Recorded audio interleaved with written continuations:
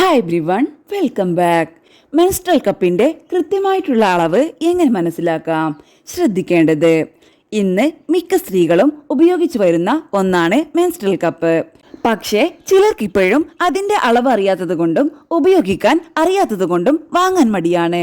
പക്ഷേ പാഡിനേക്കാളും 10 ഇരട്ടി ഗുണം ഇതുകൊണ്ട് തന്നെയാണ്. പരിസ്ഥിതിക്കായാലും ശരീരത്തിനായാലും നമ്മുടെ കാശിനായാലും മെൻസ്ട്രൽ കപ്പ് പല വലുപ്പത്തിൽ ലഭ്യമാണ്. പൊതുവെ കാണപ്പെടുന്നത് ചെറുതും വലുതുമായ 2 തരം കപ്പുകളാണ്. ചെറുതിനെ 1A എന്നെല്ലാം വിളിക്കും, വലുതിനെ 2 അഥവാ B എന്നും വിളിക്കും. എന്നാൽ ചില ബ്രാൻഡുകൾക്ക് പല ശ്രേണിയിൽപ്പെട്ട മെൻസ്ട്രൽ കപ്പുകൾ ലഭ്യമാണ്. ഇത് വാങ്ങുന്നവർക്ക് ആശയക്കുഴപ്പം ഉണ്ടാക്കാറുണ്ട്. പൊതുവെ സ്മോൾ സൈസിൽ ലഭ്യമായ കപ്പുകളുടെ വ്യാസം 39 മുതൽ 49 മില്ലിമീറ്റർ വരെയാണ്. കപ്പ് തിരഞ്ഞെടുക്കുമ്പോൾ ആദ്യം പരിഗണിക്കേണ്ടത് പ്രായമാണ്. പ്രായം സ്ത്രീകളുടെ പെൽവിക് ഫ്ലോർ പേശികളുടെ മുറുക്കത്തെ സ്വാധീനിക്കും. പൊതുവെ ചെറിയ വലുപ്പത്തിൽപ്പെട്ടവ 30 വയസ്സിൽ താഴെയുള്ളവർക്കും വലിയ സൈസുകൾ 30-ന് മുകളിലുള്ളവർക്കും അനുയോജ്യമാണ്.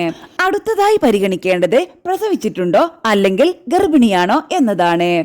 പ്രസവം പെൽവിക് ഫ്ലോർ പേശികളെ ദുർബലമാക്കാറുണ്ട്. ഇതിനാൽ പ്രസവിച്ചവർക്കും ഗർഭിണികൾക്കും വലിയ കപ്പുകൾ ആവശ്യമാണ്. പ്രസവിക്കാത്തവർക്ക് ചെറിയ കപ്പുകൾ അനുയോജ്യമായിരിക്കും.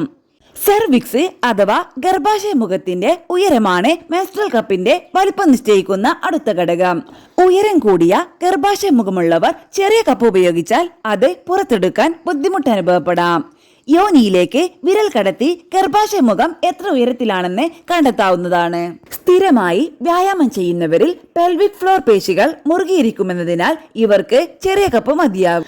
ആർത്തവ സമയത്ത് മിതമായ തോതിലുള്ള രക്തപ്രവാഹമുള്ളവർക്ക് ചെറിയ കപ്പും ശക്തമായ തോതിലുള്ള രക്തപ്രവാഹമുള്ളവർക്ക് വലിയ കപ്പും വേണ്ടിവരാം.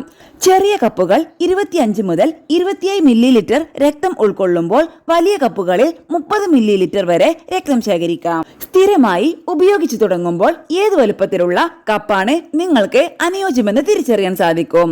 കപ്പ് ചെറുതാണെങ്കിൽ രക്തം ലീക്ക് ചെയ്യുന്നതും നീക്കം ചെയ്യാൻ നേരം എത്തിപ്പിടിക്കാൻ ബുദ്ധിമുട്ടുന്നതായും അനുഭവപ്പെടാം.